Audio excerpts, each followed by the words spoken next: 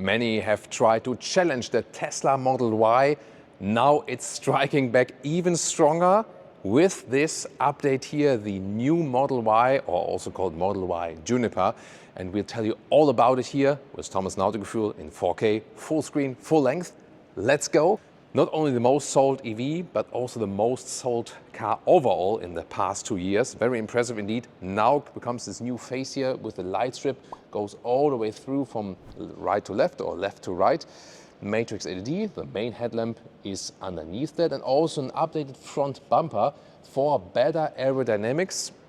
It's being said that it's actually 5% more efficient and also 20% better as for the noise reduction. So more insulated, better in aerodynamics, and overall this also increases the WLTP figure, so this official driving cycle, by about 35 kilometers or 20 miles. So we can expect more range, a little bit more range due to this new efficiency measures and so on. They said they even took a look at all the individual electric consumers to make them more efficient.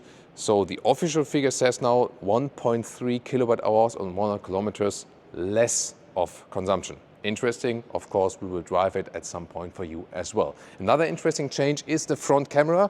We can see it right here below. So then you can also look forward while parking in and so on. 360-degree view is possible, and it can be cleaned and heated, so it's also, so to speak, weatherproof. Quicksilver is this very vehicle color, one of the newer colors, which was already available in the pre-facelift. Looks pretty cool here to the car, yeah, and I think I really like the front lights signature here. That looks really striking indeed. The length remains at 4.79 meters or 189 inches. New 19-inch aerodynamic wheels, so they are more optimized here for better efficiency. You can also go for 20-inch wheels if you like. There will be an entry rear-wheel drive model again, and this is then here the all-wheel drive model. And there the acceleration with the optional acceleration boost that is also available. Here, as it stands here right now, is at 4.3 seconds. The kilometers an hour figure, or 4.1 seconds if you think about the miles per hour figure. And blacked out windows here. Overall, a very clean and sleek look. Yeah, and you already see from the outside that it's very aerodynamic. As for the battery sizes, nothing has changed there, Tesla says. So it will still be the entry battery, about like 62 something kilowatt hours, and the bigger battery, almost 80 kilowatt hours. So all the range gains, they are all because of this new efficiency and not because they have changed something of the battery capacity. The very concise battery capacity, that's something I also criticize because you never get like official information from that, and people actually know that from looking in their own papers from the cars and discussing that in forums and so on. So this is not that transparent as for the battery sizes then.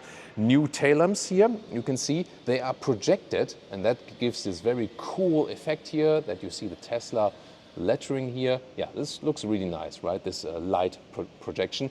You've maybe already seen that this one here is a US spec vehicle. You can also see here you have the red additional indicator here at the right side. Although this very early car was built here close by where I'm here at in the Berlin area, so at the Berlin-Brandenburg Tesla Gigafactory. And for all the European customers, the Model Y will then also come from this near to Berlin. It's not like really in Berlin, but like an hour outside of Berlin. That's where the European customers will get this car from. And yeah, we'll also talk about Elon Musk later, as I said, because you can do what you want. Buying cars have become somewhat political, also where the car is built and so on, but we'll talk about that later, as I said. The glass, by the way, which is also very important for the top roof there, is also better as for the heat reflection now. They also say this has increased efficiency because then you don't have to spend so much energy on the AC to cool the inside down and so on. And yeah, there will also be more news to come in the interior. And we quickly check their turning indicators here in the front, or the hazard lights. They're kind of integrated in this new light signature here, but I think also visible enough. And in the rear, yeah, Tesla has been known for sometimes making small indicators. These are also wide and visible enough here in that area then. And this is, by the way, here the brake light. You can see it here, and also the third one on the top. So this is basically like the showroom or the daytime running light here, and this is then here the real brake light you can see right here. Next to the updated wheels, by the way, also a new suspension setup, so the riding comfort, which was also one of the main criticism points, that it was riding kind of stiff, also supposed to be upgraded. So we'll also tell you more about that as soon as we can drive this vehicle, if this one has really improved. Important is, of course, always rather pick the smaller wheels, like here the 19-inch wheels, and I would advise against the 20-inch wheels, because this will also make the riding stiffer. Looks always cooler, but with the smaller wheels, better for the efficiency and also better riding comfort. And of course, we have to talk about the Frunk.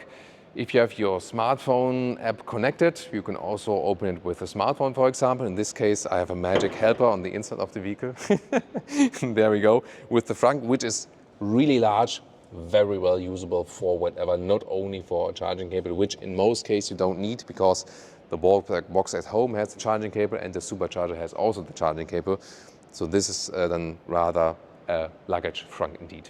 If you hear some mechanics noises in the background, by the way, the reason is we are basically in a Tesla workshop here close to Berlin. So next door, people are actually working on some other cars. Yeah, and there you can see also the other models of the portfolio. We also have, of course, all the other models in our review here at Autogefühl. Another change here, by the way, we've maybe seen it on the slide one, even another aerodynamic optimization here at the side mirrors. Very interesting. And yeah, that also directs the air even wider through.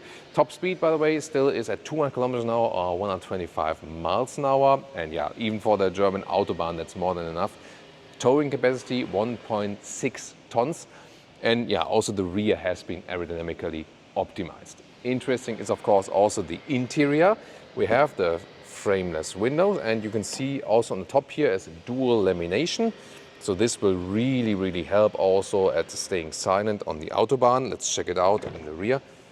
Yeah, there's also a dual lamination here in the rear. So that's pretty cool, premium feature. Yeah, as I said, noise supposed to be reduced by 20%. This will especially help you for longer Autobahn journeys. Closing sounds are actually extremely good for frameless doors, because when you have frameless doors, usually that doesn't sound that well. Here, very well done. Opening, closing the vehicle, usually you just have your smartphone in your pocket.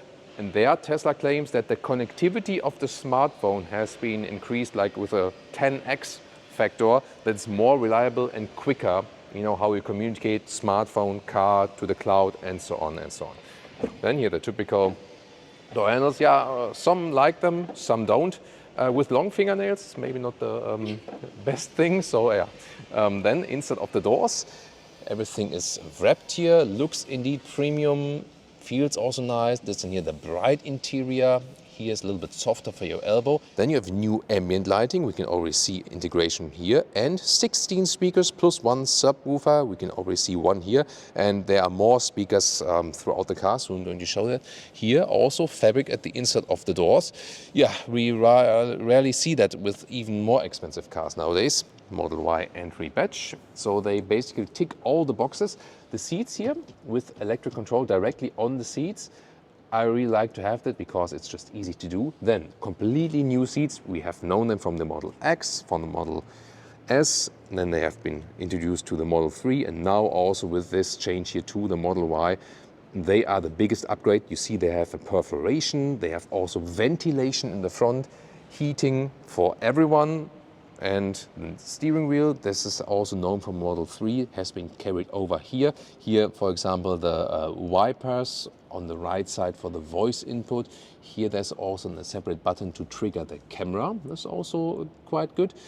But yeah, really reduced everything. No right stalk column for the shifting levers. But in contrast to the Model 3, yeah, you still have the column here for the indicators, and that's really cool thing to have, because especially when you are, for example, like Germany, even more crucial in France, for example, where they have a lot of roundabouts, and hitting the turning indicator in a roundabout when it's on the steering wheel, like with the Model 3 now, is not that cool. So that's easier done, for example, when you still have this classic indicator stalk here. So I would also prefer that. Your personal driving seating setting and so on can also be saved in the vehicle in your user account, so you don't have to like repeat that all the time again. And yeah, these new seats here is night and day indeed. So before I would have said, hey, go for the Model 3, because of the new seats in comparison to the Model Y. But now, I mean, yeah, it's really obvious. So much more comfort even for tall people because they are wider, longer and so on. Then also with the perforation, you also have like a passive cooling already with the active ventilation. Of course, then you have the active cooling. So yeah, you're ready for everything. And remember, the whole interior is animal free. So there's a very good consistent approach, and that's standard. And they only have that. And no one is actually complaining about that. It works very well. They're super comfortable. You can wipe them clean and you have active ventilation. Yeah, what else can you wish for actually? Then here, headroom with 189, 6'2", still have plenty of headroom left. This is again here the fixed panoramic roof. Yes, we know that in, for example, very hot states like in Texas and so on, people wrap their Teslas from the outside because no matter what you say, even if it's like heat reflecting, it will always get warmer in comparison to the fixed roof. Then again, that they promise now it's more heat reflecting. We'll see if this maybe solves the problem. Interesting here, by the way, also already that you have this curved integrated sun blind and yeah. And Leah makeup. Leah makeup proof definitely as well.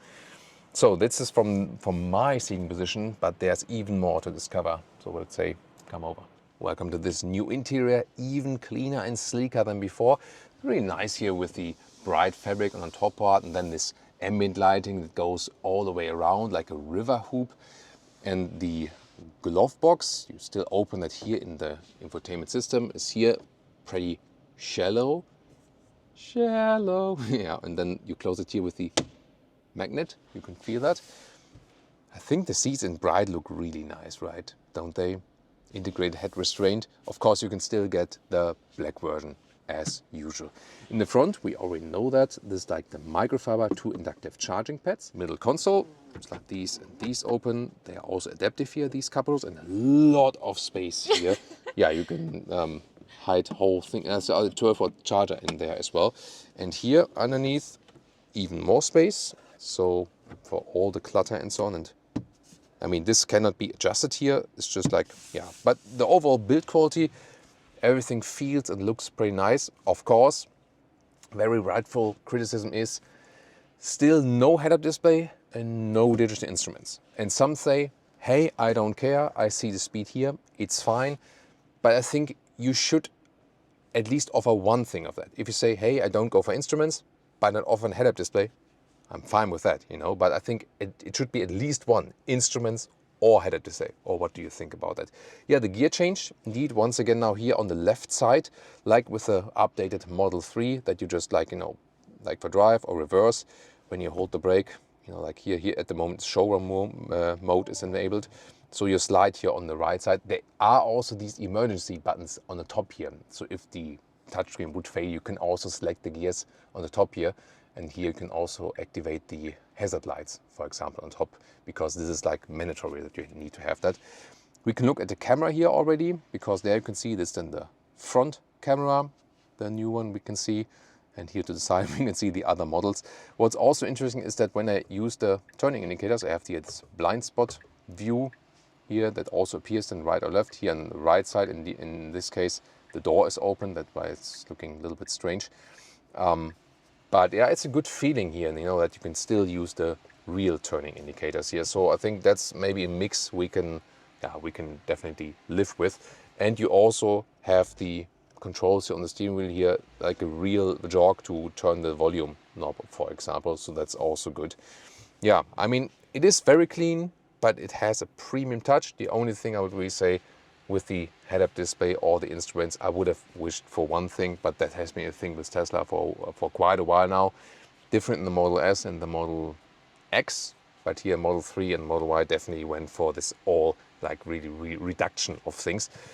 But then again, it makes a very cool impression also here when you see when the door is closed that this ambient lighting goes all the way through here inside to the doors. Yeah, so, and when you look at everything this thing is processed and so on, yeah, makes a very good impression. But there's more news to come even in the rear, and also the trunk is very interesting. Gotta say though, here with the gear switching, I don't think it's that cool on the screen. Leah likes it, but when we had the Model 3 and we're driving it, we activate this automatic gear switching, because that's actually quite a handy thing to do. You just buckle up and start the vehicle. And then when there's, for example, a wall in front of you, where you're parked, automatic puts in reverse gear. Just like switching between reverse and front and back again. This you have to do in a screen then, but the first gear selection when you start, in most cases this works that the car picks automatically the right gear, like front or reverse, at least one time less you have to select it in the screen for that then. Driver POV, first of all, what's interesting here, the electric door opener like this. The manual failsafe opener would be here. You can pull that like this, so that would be possible. On the steering wheel, what's interesting, left side here for volume or for muting or playing pause. And when you press and hold it, then you get this additional menu here. Press left, and then you can select, for example, also temperature. And then with my left thumb, I can control the temperature. So that would be a good alternative then to going everything in the screen, because otherwise I have to do it like this. So it's good to have it on the steering wheel, even though it requires like some steps, some stages. The cool thing about the infotainment system is it is always super quick, and it's quicker than with all of the other legacy manufacturers. That's the thing. You set your stuff once, because doing stuff while driving is kind of complicated. But yeah, the quickness is really impressive. And here you can see cooling and heating for the front, and heating then for the rear is possible. And here, once again, this camera view. And you can also trigger that from the steering wheel. That's also possible. And Leah today checks for you here the sunlight. First of all, also illuminated on the passenger side. That's nice. And you can also, on both sides actually, make it a little bit longer to the sides. So that's actually good depending on where the sun is coming from. Oh, by the way, but there are no handles from the inside. So if I'm driving a little bit quicker again, then she cannot hold on tight. Rear seating, first of all here. Rear door also covered nicely. Ambient lighting integration here is actually, once again, more nice fabric. Another speaker right here. Then fabric also covering from the inside of the door in the rear. Once again, the bright setup, that can also be the black one. Isofix on the outside parts each. Also here, good seating depth, nice quality. This one here, on the top parts, yeah, hard to go in there. Here, maybe to the side to fold this one down. Really large armrest for both sides. And then the cup holders are also adaptive indeed. As for the headroom, here, still have a lot of headroom left with 1A9, 602 jacket or coat hangers here also with some clicking sound. And I can also electronically adjust the rear seats now. Here, you can make it steeper or more falling backward, like this, and the control is down here. There it is. So here then backward and forward.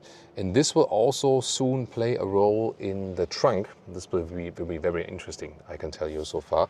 As for the legroom, here's the seat as I would be driving. I still have legroom left. So it's easily fitting 5 tall adults, because here in the middle part you can also sit. It's comfortable enough. Yeah, a little bit harder from the surface and also from the back area, but that works definitely. And yeah, using the electric platform, there's no middle tunnel or whatsoever, flat bottom. And there will also be 7-seater versions available, where you have 2 additional seats then in the back. In China, they are also selling a version with 6-seater. Not sure if that will be coming to our markets at some point. We have to see about that.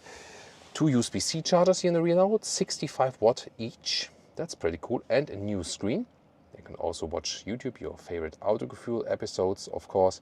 Then here in the rear of the Tesla, there is the discussion about this one. What about looking down? Are you getting sick then? You can argue about that definitely. I can also adjust the volume here. And there's also the separate climate unit here for the rear. So you can also adjust that then with the touchscreen. That's also known from Model 3, and also the gaming area here. I'm gonna say though about the rear screen here, I mean, Tesla is arguing, okay, for like coast cutting and stuff and reduction and simplicity, we don't do instruments in the front or head-up display, which would be super necessary, and thousands of Tesla customers want that. But then we do a screen in the rear, and that's okay. I don't get that logic. Probably, again, this Chinese customer focus, because in China it's very important to have all these entertainment, infotainment features in the vehicle. Also for the rear passengers.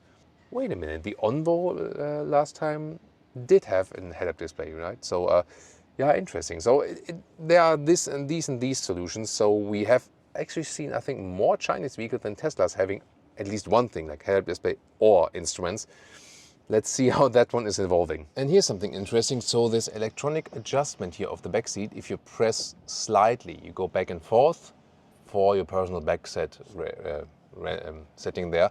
But if you press a little bit firmer, then you induce this fully flat folding. And also look here at the front seat, how it's going forward and backward again. So now, firmly pressed. This one goes forward.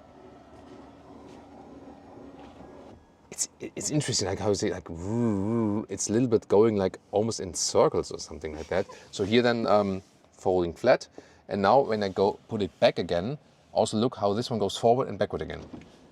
Forward, goes up, goes backward again, and the same also goes then here for the other half. Checking it out from the trunk. Now to the trunk or the boot. First of all, here the opening is underneath here, underneath the rear camera, or of course from the inside of the car or via the app and so on. Then let's check it out. Here we go. So there's an updated cover here of the boot or the trunk, and the best way to open it is this first part. Lay it over. There you can see the cabin trolley in the vertical way does exactly fit, and then you move this one further like that. So then it's good. Of course, you could also do it in another way, maybe like this or something like that, but that's not practical with the side. So best solution is like this, and then like that. At least I found that way. Here you can see fits underneath. Then here the measurements.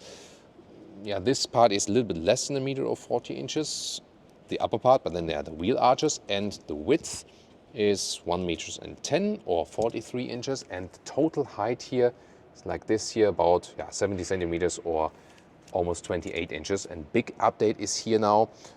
Actually, I can better show that when you remove that completely. There we go. This is the electric folding of the rear seats. There we go. One press, another press. Yeah, that's pretty cool, right? So remotely unlocking. And there again, you can see that the front seats both go front and back again. And yeah, let me just measure that here before I put it back again. There we go. Here, and this is almost a full 2 meters or 79 inches here from this ruler. Pretty cool. And now look at the front seats. Also, it's really hard to see from here. Press one more time to put them back. They go a little bit to the front. Then the rear seats go up, and then the front seats go back again. Here you can also see this one here can be folded manually down as a ski hatch. That's also possible. So really good improvements here. And underneath, once again, a lot of more space. There we go. You can also put a charging cable there. But I mean, even a suitcase full, I can show that to you. Yeah, that's always a cool thing. You can put a full suitcase here underneath like this. And then, of course, there's even more space available here. And that's why it's overall at almost 2,140 liters if you fold everything and count the lower part here also with that. So what else do we know? The big battery, 250 kilowatt charging peak. At some point we can also do a supercharger test then for you. Big battery NMC, small battery. It's not confirmed yet at the time of the shooting, but we expect once again the small battery then with the LFP chemistry. And we can also keep you updated with the charging times then at the later stage.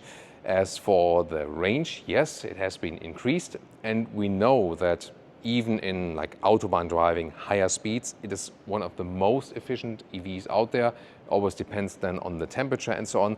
But even if you say like not ideal temperature and even some higher speed Autobahn, you can still go like 500 kilometers or 300 miles with this one. And in summertime and more city use, it will even go further. So that's the thing here. I mean, they have improved a lot of different small details. At the same time, it is still one of the most efficient ones out there. If it's now even 5% more efficient, this will of course be even more beneficial than for the customer. The car as it stands here right now for a German price will be around 60,000 euros. This one here already has like the towing hook in it and some like the acceleration feature and so on. and is also the one with the big battery and all-wheel drive. The entry price will probably be, once again, with a small battery at a later stage, like 45,000 euros. So overall, we can say that with the update, the prices will not change much, and that's also a rare thing. Usually the prices go up with the facelift or if they put more features in it. But here definitely, like we've seen with Model 3, more features basically at the same price. And then there's, of course, the big discussion about the company leader, Elon Musk. And meanwhile, you cannot really ignore it. And no matter where your political stance is, what's clearly true, I think we can all agree on that. Elon Musk is a genius and visionary on the one hand. On the other hand, he's also one of the biggest trolls out there, and he has done a lot of doubtful things. And the big problem is that the stuff he does and says is against his core target group. And there's a reason for that there are a lot of stickers now on the Teslas, like I bought this before Elon went crazy. And yeah, that's exactly the reason, because the people buying Teslas are the ones, hey, I want to do something against climate change, I want to have a clean vehicle, I want to be looking to the future and so on. And when he's politically moving in the other direction again, he's opposing against his own core target group. I can understand both arguments. If someone says, okay, it's a great car and there are a lot of great people in the company, and I don't want to punish the other people in the company because of the CEO, so I still keep buying the vehicles. You can understand this argument, but you can also understand the argument if people say hey, I mean, I'm so against the CEO that I cannot really justify myself again to buy this brand. So both, it's reasonable to argue. What about you? Let's join the discussion. Let's join the comments about the product itself, and of course also free to comment on the Elon Musk issue. And join us now for more Tesla reviews.